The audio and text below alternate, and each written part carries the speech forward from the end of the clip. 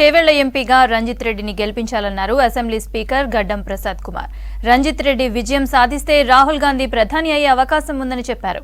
రేవంత్ సర్కార్ ఎన్నో అభివృద్ధి కార్యక్రమాలు నిర్వహిస్తోందని తెలిపారు. రంగారెడ్డి జిల్లా బంట్వారం గ్రామంలో రంజిత్ రెడ్డితో కలిసి రోడ్ షో నిర్వహించారు ప్రసాద్ కుమార్. 10 ఏళ్లలో మోదీ సర్కార్ చేసిందేమీ లేదన్నారు రంజిత్ రెడ్డి. బీజేపీ నేతలు అబద్దాలు ప్రచారం చేస్తున్నారని ఫైర్ అయ్యారు.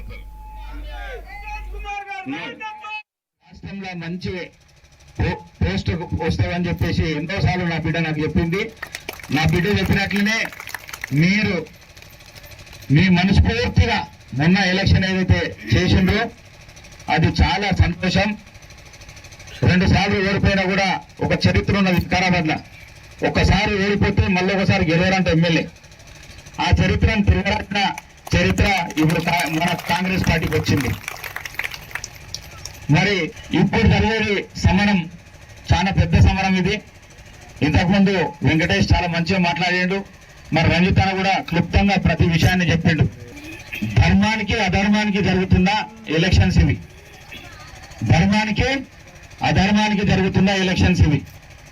53 ఏళ్ళు పరిపాలన కాంగ్రెస్ పార్టీ చేసి ఆ పరిపాలన లోపల దేశాన్ని 30 కోట్ల ప్రజలు ఉన్నప్పుడు తిండి లేకపోతే గంజి దాపి బతికిచ్చింది కాంగ్రెస్ పార్టీ. గంజి దాపి బతికిచ్చింది కాంగ్రెస్ పార్టీ. ఇవాళ 130 కోట్ల దాకా వచ్చింది జనాభా.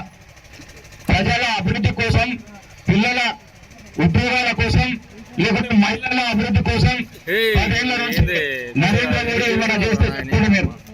మీరు ఏం చేసేది వాళ్ళంటే ఎలక్షన్స్ వచ్చినప్పుడల్లా పాకిస్తాన్ తో కొట్లాడదామా, లేకుంటే రాముని రెండు తీసుకొచ్చి మొదలు పెడదామా? ఈ 2 కార్యక్రమాలే నరేంద్ర మోడీ బీజేపీ పార్టీ చేసింది. ఈ 2 కార్యక్రమాలు చేసింది కాంగ్రెస్ పార్టీ. ఇప్పుడు దేవుని పేరు మీద ఓట్లు అడగలే.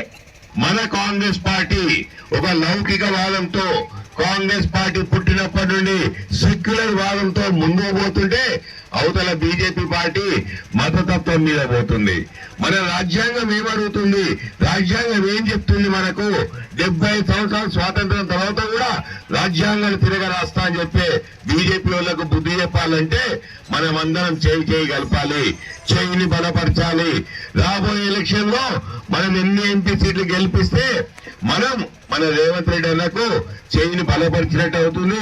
ఇక్కడ స్థానికంగా అన్నలు గౌరవనీయులు ప్రసాద్ కుమార్ గారు ఇద్దరం కలిసి వికారాబాద్ నియోజకవర్గానికి ఏమేం చేయాలో చేసి పెడతాం, అమలు చేసి ఇంకా రాబోయే రోజుల్లో ఆ 2 గ్యారెంటీలు అమలు చేస్తా అని చెప్పి రేవంత్ రెడ్డి అన్న చెప్తున్నారు. ఎందుకంటే రాబోయే రోజుల్లో మనకు నిధులు రావాలంటే, కేంద్రంలో ఏ పార్టీ ఉన్నా మనకు నిధులు రావాలంటే